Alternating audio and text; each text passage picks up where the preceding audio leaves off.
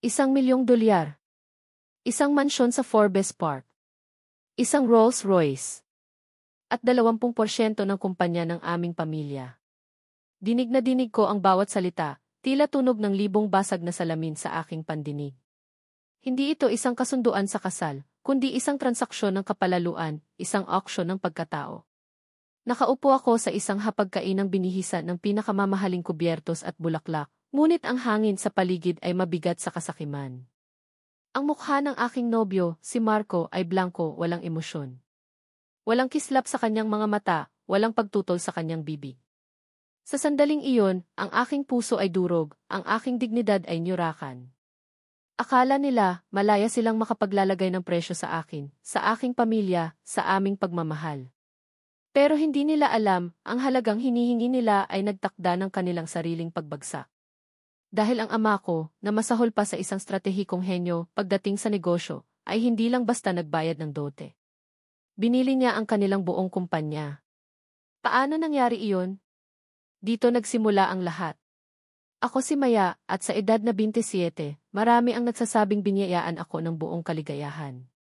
Bukod sa taglay kong ganda, na laging pinupuri, mula sa aking mahaba at makintab na buhok hanggang sa aking mapupungay na mga mata, mayroon din akong matatag na karera at isang mapagmahal na pamilya.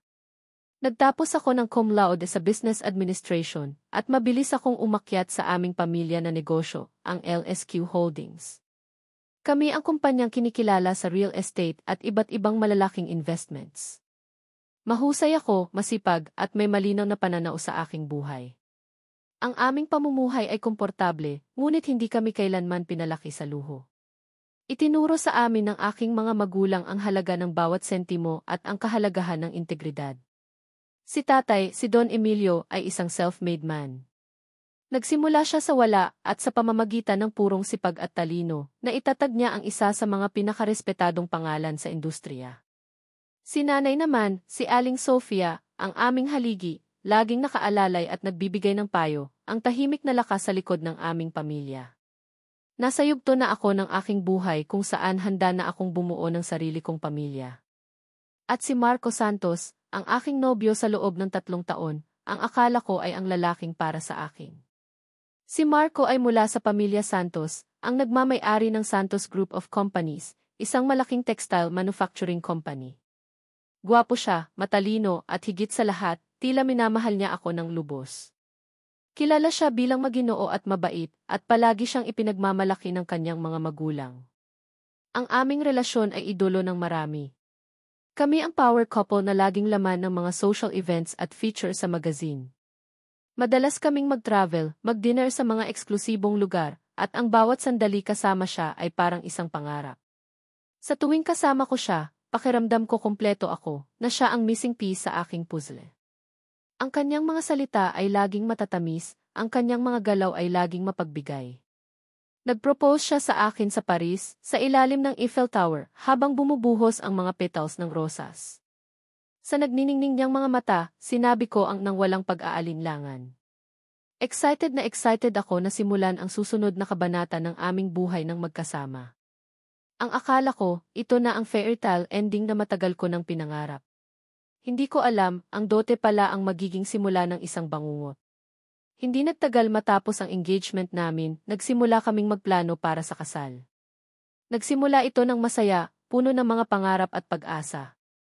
Ngunit sa tuwing magkakaroon kami ng formal na pagpupulong sa pagitan ng aming dalawang pamilya, doon ko nagsimulang maramdaman ang kakaibang kaba sa aking dibdib. Lalo na kay Aling Elena, ang nanay ni Marco. Sa simula, napakabait niya, laging nakangiti, laging nagtatanong tungkol sa aking kalusugan at kung paano ako sa trabaho. Ngunit sa likod ng kanyang mga matatamis na salita, ay mayroong nakatagong layunin na hindi ko maintindihan sa simula. Ang una kong napansin ay ang kanyang mga tanong na tila masyadong personal, halos intrusive, para sa isang magiging biyenan. Hindi lang basta kumusta ka, kundi kumusta ang negosyo ng tatay mo. Malaki na ba ang kinikita ninyo ngayon? O kaya naman, gaano katagal nyo na ring tinatayo ang LSQ Holdings? Napakalaki na ng inyong mga assets, sigurado akong nakakaramdam kayo ng ginhawa. Sa una, ipinagsawalang bahala ko lang. Siguro ay curious lang siya, o baka ganoon lang talaga ang ugali ng mga mayayaman na nagpaplano ng kasal, ang pag-usapan ang pinansyal. Pero unti-unti, naging mas direkta ang kanyang mga tanong. Nagsimula siyang magtanong tungkol sa mga pag-aari ng pamilya namin, kung ilan ang aming ari-arian, kung saan ang mga investments namin. Minsan, habang nagkakape kami sa kanilang bahay, nagkomento siya tungkol sa aking mamahaling relo. Ang ganda ng relo mo, Maya. Siguradong mamahalin yan. Gaano katagal mo na yan ginagamit? Baka naman kailangan mong bumili ng mas bago kapag ikinasal na kayo ni Marco. Kailangan natin ng mga gamit na babagay sa posisyon ninyo. Hindi ko alam kung pinupuri niya ako o sinisipat lang kung gaano kalaki ang kaya naming gastusin. Ang kanyang ngiti ay nananatili sa kanyang labi, ngunit ang kanyang mga mata ay tila nag-iisa. Parang may sinusuri siya, may binubuo sa kanyang isip. Kapag sinusubukan kong ilihis ang usapan o sagutin ng pangkalahatan, parang mas lalo siyang nagiging interesado. Nahuli ko siyang nakatitig sa akin na maihalo ng pagsisiyasat, hindi pagmamahal. Nagkaroon ako ng pakiramdam na parabang ako ay isang produkto na kanilang sinusuri, hindi isang tao na kanilang mamahalin. Hindi ko maintindihan ang bigat na nararamdaman ko sa kanyang mga titig. Sinubukan kong sabihin kay Marco ang aking mga alalahanin. Marco, hindi ba medyo nagiging masyadong personal ang mga tanong ng nanay mo tungkol sa pinansyal natin? Tanong ko sa kanya isang gabi. Umiti lang siya at hinimas ang aking buhok. Hayaan mo na, Maya. Ganyan lang talaga si nanay. Tradisyonal kasi yan at gusto lang niya siguraduhin na maayos ang lahat para sa atin. Huwag mo nang masyadong isipin. Pilit kong pinaniwalaan ang mga salita ni Marco. Mahal ko siya at nagtitiwala ako sa kanya. Pero sa loob-loob ko may bumabagabag sa akin. Isang maliit na tinig sa aking isip ang nagsasabing hindi ito normal. Isang buto ng pagdududa ang naitanim at alam kong hindi ito basta-basta mawawala. Ang maliit na buto ng pagdududa na naitanim ay mabilis na lumaki, naging isang malaking punong nagtatago ng mga matutulis na tinik. Ang mga pahiwatig ni Aling Elena ay naging mas malinaw na kahilingan at ang pagpaplano ng kasal ay naging isang negosasyon ng ari-arian. Sa bawat pagpupulong namin ng mga pamilya, laging lumalabas ang usapan tungkol sa kinabukasan ni Marco at Maya. Ngunit hindi ang kinabukasan ng pag-ibig o pagmamahalan, kundi ang kinabukasan ng kanilang pinansyal, at tila sa iisang panig lang ito pumapabor. Isang hapon, habang pinag-uusapan namin ang listahan ng mga bisita at ang catering, biglang binanggit ni Aling Elena, napakaganda ng plano para sa kasal, pero syempre, kailangan din nating isipin ang magiging tirahan ni Marco at Maya. Hindi naman siguro pwedeng umasa lang sa kung anong meron sila ngayon, di ba? Kailangan nila ng isang mas malaking bahay, isang mansyon na may sariling swimming pool at garden, para mas komportable sila at para sa magiging apo ko. Isipin nyo, magiging maganda ang imahe nito sa mga business partners ni Marco. Tumingin siya sa akin nang may matamis na ngiti, ngunit ramdam ko ang bigat ng kanyang mga salita. Nagulat ako. Hindi pa namin pinag-uusapan ni Marco ang tungkol sa pagbili ng bagong bahay. Mayroon kaming plano na manirahan muna sa isang kondo na pag-aari ko, para makatipid at makapag-ipon. Pero bago pa ako makasagot, dagdag pa ni Aling Elena, syempre, para sa isang santos, kailangan ang isang sasakyang babagay sa kanilang estado. Kailangan ni Marco ng bagong kotse, isang luxury car, tulad ng isang Rolls-Royce, para mas maganda ang dating niya sa mga business meetings at social gatherings. Ito ay hindi lamang sasakyan, kundi simbolo ng kanilang tagumpay. Pakiramdam ko, laging may kurot sa aking dibdib sa tuwing binabanggit niya ang mga ito. Hindi ito simpleng payo, kundi mga kahilingan na nakabalot sa matamis na salita at mga pagdadahilan na baluktot. Ang pinakamalala pa, si Marco, ang lalaking minahal ko, ay unti-unting nagbabago. Sa simula, didepensahan pa niya ako o sasabihin na hayaan mo na si nanay, pero ngayon, tumatango na lang siya sa bawat sinasabi ng kanyang ina. Para siyang isang robot na sumusunod sa bawat utos, ang kanyang boses ay nawala na. Isang beses, habang nagpaplano kami ng itinerary para sa honeymoon, sinabi ko kay Marco, gusto ko sana sa Palawan, Marco. Napakaganda doon at peaceful, at makakapag-relax tayo talaga. Pero sumagot siya, hindi naman siguro, Maya. Sabi ni nanay, mas maganda kung sa Europe tayo, para mas maging classy ang honeymoon. Saka, mas marami tayong mapuntahan doon at kailangan din natin mag-shopping doon para sa mga bagong gamit na magpapataas ng ating imahe.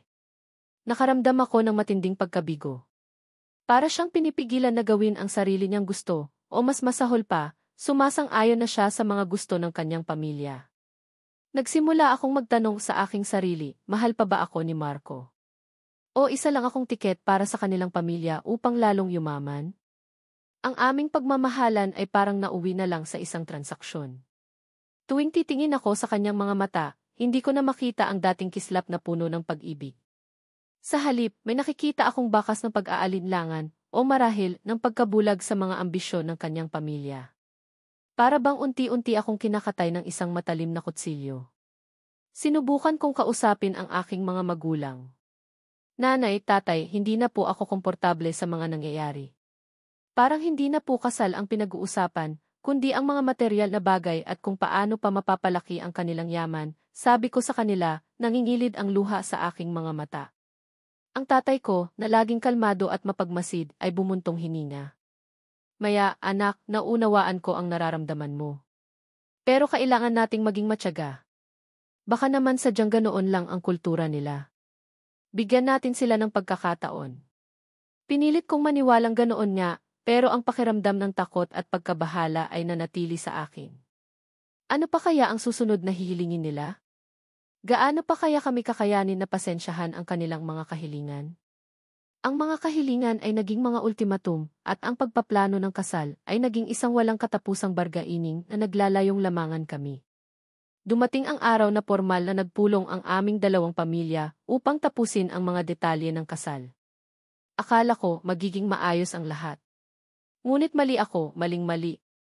Pagdating namin sa kanilang malaking mansyon, na tila isang palasyo na nagpapahiwatig ng kanilang kapangyarihan, sinalubong kami ni Don Ricardo, ang ama ni Marco, na may pilit ng ngiti. Ang kanyang mga mata ay tila nangungusap ng kapangyarihan at pag-aari, na parang sinasabi na sila ang namumuno. Umupo kami sa mahabang mesa sa dining area, na para bang isang business meeting at hindi isang pagtitipon ng pamilya. Ang kapaligiran ay tense, halos madama mo ang tensyon sa hangin. Si Aling Elena, na nakasuot ng pinakamahal niyang brilyante at perlas, ay nagsimulang magsalita, ang kanyang boses ay artipisyal na matamis. Maraming salamat sa pagdating ninyo, Don Emilio at Aling Sofia. Excited na kaming matapos ang mga detalye para sa kasal ni Marco at Maya. Hindi na kami makapaghintay na maging opisyal ang kanilang pag-iisang dibdib at ang pag-iisa ng ating mga pamilya. Pagkatapos, inabot niya kay tatay ang isang puting sobre.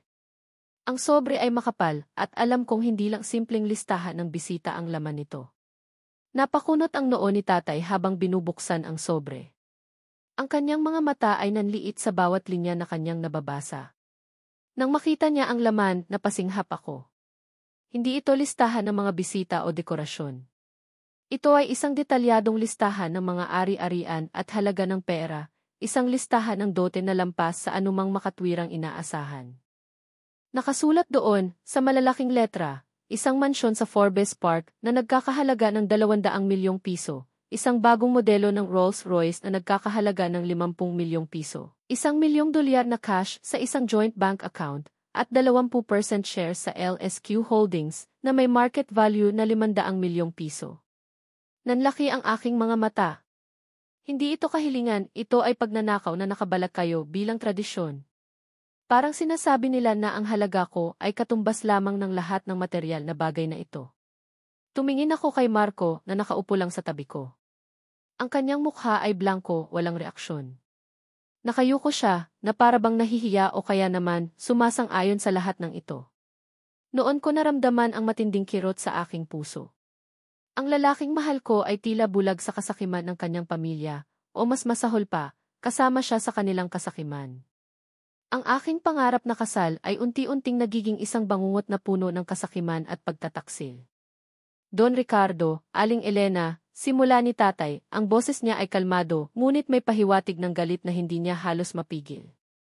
Sa aking pagkakaalam, ang dote ay simbolo ng pagbibigay ng babae sa lalaki, isang handog mula sa kanyang pamilya. Ngunit ang inyong kahilingan ay parang isang bentahan. Hindi po kami nagbebenta ng aming anak, at lalong hindi namin ipagpapalit ang aming dignidad sa pera, gaano man kalaki ang inyong tingin sa halaga nito. Tumawa lang si Don Ricardo ng mayabang, ang kanyang tawa ay punong-puno ng pagmamalaki. Don Emilio, kailangan nating maging praktikal. Si Marco ang aming kaisa-isang anak, ang aming tagapagmana.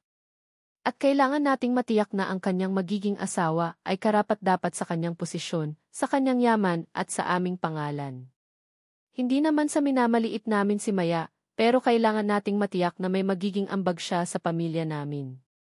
Isipin ninyo, $1,000,000 ay maliit na halaga lamang para sa LSQ Holdings, di ba? At ang 20% shares. Iyan ay para sa kinabukasan ng aming pamilya, para mas maging matatag ang pundasyon ng ating pag-iisang pamilya. Nanginginig ako sa galit. Hindi ko na napigilan ang sarili ko. Ambag. Don Ricardo, may sarili po akong kinikita. Mayroon po akong sariling karera at pangalan sa industriya. Hindi ko po kailangan bilhin ang aking posisyon sa inyong pamilya. Hindi ako produkto para ibenta o pagpresyuhan. Bulalas ko, ang boses ko ay halos nanginginig. Maya, tama na, mariing sabi ni Marco, ang kanyang boses ay tila isang babala. Nanlaki ang aking mga mata. Hindi ko akalain na didepensahan niya ang kanyang pamilya laban sa akin. Hindi niya ba nakikita ang kanilang pagmamalabis? Hindi niya ba nakikita ang sakit na idinudulot nila sa akin? Ang sakit ay mas matindi pa sa pisikal na sugat. Marco, ano ito? Bulong ko sa kanya, ang luha ay nagsisimula ng bumalong sa aking mga mata. Bakit mo hinahayaan ang pamilya mo na gawin ito sa akin? Hindi mo ba ako mahal? Nag-iwas siya ng tingin, ang kanyang mukha ay puno ng hiya, o marahil ng pagsisisi na hindi ko maintindihan. Maya, kailangan lang natin silang intindihin. Para sa atin din naman ito. Ito ang paraan para masiguro ang ating kinabukasan. Sa sandaling iyon, naramdaman kong gumuho ang aking mundo. Ang lalaking pinagkatiwalaan ko ay walang ginawa kundi ipagsawalang bahala ang aking nararamdaman at ang aming pagmamahalan. Ang pamilyang akala ko ay magiging bahagi ng aking buhay ay naging mga halimaw na sakim sa kayamanan. Ang kasal, na dapat ay simbolo ng pagmamahalan at pag-iisang dibdib, ay naging isang bangungot ng negosasyon at pagkabigo. Tumayo ako, nanginginig ang aking mga tuhod, ngunit matatag ang aking paninindigan. Hindi po ako magpapakasal sa pamilyang nagpepresyo sa aking dignidad, sa aking pagkatao, sabi ko, ang boses ko ay basag ngunit malinaw. Hindi po ito kasal. Ito ay isang auction at hindi ako ang inyong bibilhin. At doon, iniwan namin ang Santos family, ang listahan ng dote, at ang lahat ng pangarap na binuo ko kasama si Marco. Ang akala ko, ito na ang katapusan ng lahat. Pero hindi pa pala. Ito pala ang simula ng isang bagay na mas malaki, mas nakakagulat, at mas mapanakit para sa kanila. Ang paghihiganti na hindi nila inaasahan. Umuwi kami na may mabigat na puso. Tahimik lang ako sa sasakyan, habang ang mga luha ay patuloy na umaagos sa aking mga mata. Hindi ko maintindihan kung paano nangyari ang lahat. Mula sa pagiging prinsesa ng aking sariling fairytale, naging biktima ako ng kasakiman. Ang aking ama, na laging kalmado at mapagpasensya, ay nakita kong balisa at galit, isang bagay na bihira kong makita. Bihira siyang magpakita ng matinding emosyon, kaya alam kong grabe ang ginawa ng Santos family sa amin, at sinaktan nila ang pinakamahalaga sa kanya, ako. Lumipas ang ilang araw na hindi ako makakain, hindi makatulog. Ang engagement ring na bigay ni Marco ay itinapon ko na sa pinakamalalim na bahagi ng drawer. Ang mga alaala ng aming pagmamahalan ay naging mga alaala ng sakit at pagtataksil. Paulit-ulit kong iniisip, bakit? Bakit niya ako hinayaan? Bakit nagpabulag siya sa pera at kapangyarihan? Ang aking ganda at mga pag-aari ay hindi sapat para sa kanila. Isang gabi, habang nag-iisip ako sa aking kwarto, biglang pumasok si tatay. May hawak siyang ilang papeles, ang kanyang mukha ay seryoso, ngunit may kakaibang kislap sa kanyang mga mata. Umupo siya sa tabi ko at sinimulang ipaliwanag ang isang bagay na hindi ko inasahan, isang plano na binuo niya sa tahimik. Maya, anak, alam kong nasasaktan ka. Pero mayroon tayong gagawin. Hindi tayo basta-basta magpapatalo sa kanila. Hindi natin hahayaan na yurakan ang ating dignidad. Ano po yun, tatay? Tanong ko, puno ng pagtataka at kaunting pag-asa. Alam mo ba na ang Santos Group of Companies ay matagal nang nakikipagkumpetensya sa atin? Simula niya. Alam mo rin ba na dati pa naming gustong bilhin ang ilan sa kanilang mga assets o makipag-partner sa kanila, pero hindi namin magawa dahil sa kanilang kayabangan? Tumango ako. Alam ko na ang pamilya Santos ay isa sa mga malalaking kakumpetensya sa textile industry. Pero hindi ko alam kung saan papunta ang usapan ni tatay. Matagal na naming napapansin na may problema sila sa financial records, patuloy ni tatay habang pinag-aaralan ang mga papeles. May mga utang sila na hindi nila nababayaran at ang kanilang mga negosyo ay unti-unting nalulugi. Pero itinago nila ito sa publiko. Nagsimula ako ng isang masusing investigasyon noong unang nagtanong si Aling Elena tungkol sa ating mga ari-arian. Akala nila hindi ko sila napansin. Akala nila ako ay bulag sa kanilang mga layunin. Nagulat ako. Nag-imbestiga si tatay ng tahimik. Hindi ko iyon inasahan.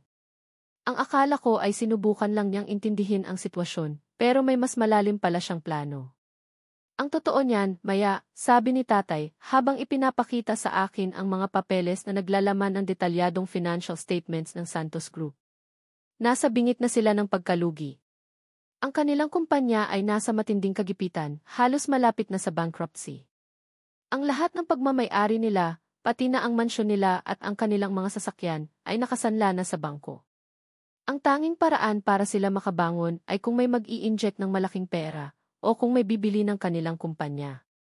At ang aking investigasyon ay nagpakita na wala na silang ibang pagpipilian. Hindi ko alam kung ano ang mararamdaman. Gusto kong matuwa na may ganitong impormasyon si tatay, pero kinakabahan din ako. Hindi ko lubos maisip kung ano ang nasa isip niya. Hindi ko sana gagawin ito kung hindi nila tayo binastos, sabi ni tatay, ang kanyang boses ay puno ng determinasyon at galit. Humingi sila ng dote na halos ikalugi natin, ipinahiya ka nila sa harap ng lahat, at ipinamukha nila na mas mababa ang halaga mo dahil lang hindi mo kayang bigyan sila ng lahat ng gusto nila. Tinawanan nila ang ating dignidad. Ngayon, oras na para malaman nila kung ano ang tunay na halaga ng dignidad, paggalang at integridad. Ngumiti si tatay, isang ngiting punong-puno ng lamig at tagumpay. Anak, hindi ko binayaran ang dote na hinihingi nila. Sa halip, ginamit ko ang kanilang sariling kahinaan laban sa kanila. Binili ko ang kanilang buong kumpanya sa isang presyo na alam kong hindi nila matatanggihan. Ngayon, ang Santos Group of Companies ay hindi na pagmamay-ari ng pamilya Santos. Bahagi na sila ng LSQ Holdings. Nanlaki ang aking mga mata, halos hindi ako makahinga. Hindi ko inakala na may ganoong paraan si tatay. Hindi dote. Hindi bayad. Kundi pagkuha ng kanilang buong negosyo, ang kanilang pinakamahalagang pag-aari. Ang kanilang pride. Doon ko naramdaman ang lamig na unti-unting gumapang sa aking katawan, hindi dahil sa takot, kundi dahil sa matinding pagkagulat, at pagkatapos ay isang malalim na pakiramdam ng katarungan. Ito ang twist. Ito ang payback. Ang kanilang kasakiman ang naghatid sa kanila sa kanilang sariling kapahamakan. Hindi nagtagal, kumalat ang balita. Tulad ng apoy na mabilis na kumakalat sa tuyong damo, ang impormasyon na nabili ng LSQ Holdings ang Santos Group of Companies ay naging headline sa mga business news at social media. Ang pagkabigla ng publiko ay malinaw. Ang mga tao ay nagbubulungan, nagtatanong kung paano nangyari ang imposibleng takeover na ito. At ang pinakamalaking pagkabigla ay nagmula sa pamilya Santos. Isang araw pagkatapos ng opisyal na announcement, nakatanggap ako ng tawag mula kay Marco. Ang boses niya ay nanginginig, halos hindi maintindihan. Maya, ano ito? Totoo ba ang mga balita? Binili ng tatay mo ang kumpanya namin? Paano nangyari yan? Nasisira na ang lahat? Kalmado akong sumagot, ang boses ko ay matatag at puno ng conviction. Marco. Totoo. Ang ama ko na ang may-ari ng Santos Group of Companies ngayon. Ginawa niya ito ng legal at malinis sa likod ng inyong mga kasinungalingan. Pero paano nangyari? Hindi niyo naman pwedeng gawin iyon. Ang kumpanya namin iyon. Ang pamana namin. Ang aming pamilya ay mawawala ng lahat. Halos sigaw niya, ang kanyang boses ay puno ng desperation. Pamana. Marco, ang pamilya mo ang nagsimula nito. Ang pamilya mo ang humingi ng dote na halos ikalugi namin. Ang pamilya mo ang bumastos sa akin, sa aming pamilya. Hindi niyo ba naisip na may kapalit ang lahat ng ginawa ninyo? Na ang kasakiman ay may kaparusahan? Pagkatapos ng tawag, kinabukasan, dumating sila sa bahay namin.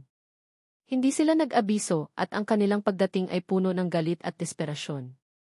Dumating si Don Ricardo, Aling Elena, at si Marco, lahat ay nakasimangot, ang mga mukha ay puno ng galit at takot. Ang dating arogante nilang mga ngiti ay napalitan ng pag-aalala at pagkabigla. Ang dating matatayog nilang tayo ay tila lumiliit. Sinalubong sila ni tatay sa sala, habang ako ay nakaupo lang sa tabi niya, matigas ang mukha, pinipigilan ang ngiti ng tagumpay. Don Emilio, anong ibig sabihin nito? Hindi niyo pwedeng bilhin ang kumpanya namin. Ito ay labag sa batas. Mayroon kaming mga karapatan at hindi namin hahayaan na mawala ang lahat sa amin. Tanong ni Don Ricardo, ang kanyang boses ay tila may halong pagbabanta at pagmamakaawa. Ngumiti si tatay, isang ngiting punong-puno ng lamig at tagumpay. Don Ricardo, lahat ng transaksyon ay legal. Ang inyong kumpanya ay may matinding utang at kailangan ninyo ng investor. Nagbigay kami ng isang alok na hindi ninyo matanggihan o hindi nyo na lang nakita dahil sa inyong kayabangan at sa tingin ninyo ay kontrolado ninyo ang lahat. Naglabas si tatay ng mga kopya ng kontrata at mga financial reports. Ang lahat ng ito ay narito, nakasulat ng malinaw.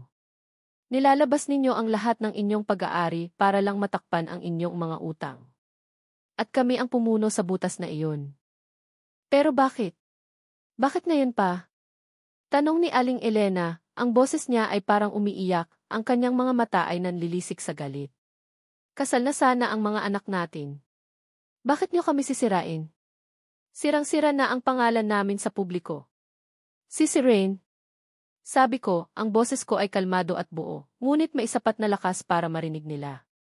Ang pamilya niyo ang sumira sa akin. Ang pamilya niyo ang nagpresyo sa aking pagkatao, sa aking dignidad, sa aking pag-ibig. Ang pamilya niyo ang nagturo sa akin na hindi sapat ang pagmamahal para sa inyo, kailangan ng milyon-milyong pera. Hindi niyo ba nakita na ang kasakiman niyo ang sumira sa inyo? Ang pagkamayabang ninyo ang nagtulak sa inyo sa inyong sariling hukay. Tumingin ako kay Marco. Ang kanyang mga mata ay nanlumo, puno ng pagsisisi at pagkabigo. Ang dating pagmamalaki sa kanyang mukha ay pinalitan ng matinding hiya. Marco, nasaan ka nang kailangan kita? Bakit ka nanahimik nang insultuhin ako ng pamilya mo? Bakit mo hinayaan na maging isang transaksyon ang pag-ibig natin? Naging bulag ka sa kanilang kasakiman at ngayon, ito ang bunga. Maya hindi ko akalain na mangyayari ito. Pakiusap, tulungan mo kami, bulong niya, halos hindi marinig. Hindi mo inakala? Suminghal ako, isang mapait na ngiti ang lumabas sa aking mga labi. Ang inakala mo ay mas mahalaga ang pera kaysa sa dignidad. Ang inakala mo ay kaya mong bilhin ang lahat.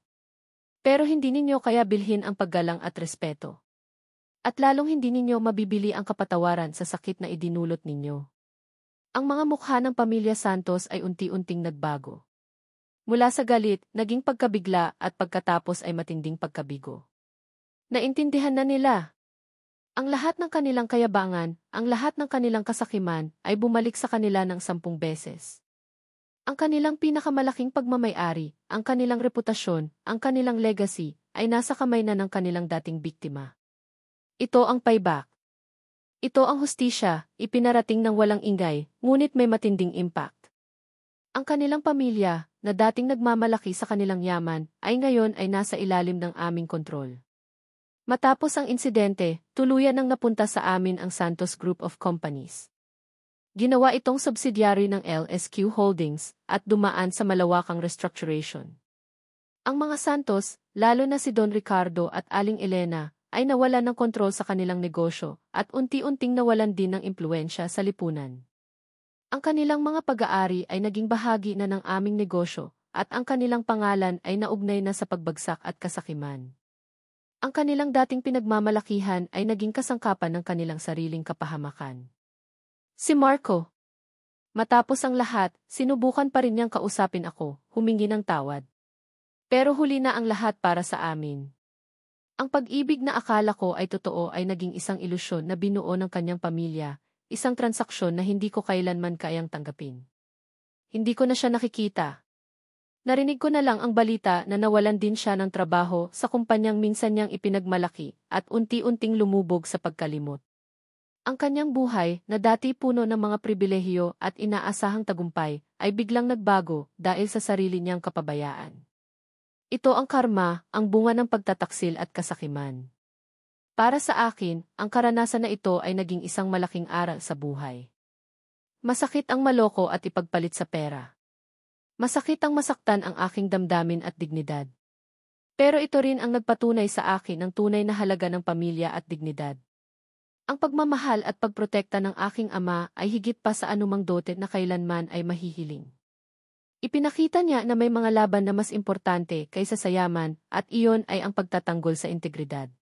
Sa ngayon, masaya ako sa aking buhay. Mas nakatuon ako sa aking trabaho at sa pagpapalago ng aming kumpanya, na ngayon ay mas malaki at mas matatag. Hindi na ako naghahanap ng pag-ibig sa ngayon, mas mahalaga sa akin ang paghilom at ang pagtuklas sa aking sariling halaga. Ang mahalaga sa akin ay ang kapayapaan at kaligayahan na natagpuan ko matapos ang lahat. Ang bawat aral na natutunan ko sa buhay ay nagpapatibay sa akin. Mas naging matatag ako, mas matalino at mas may kakayahang kumilos.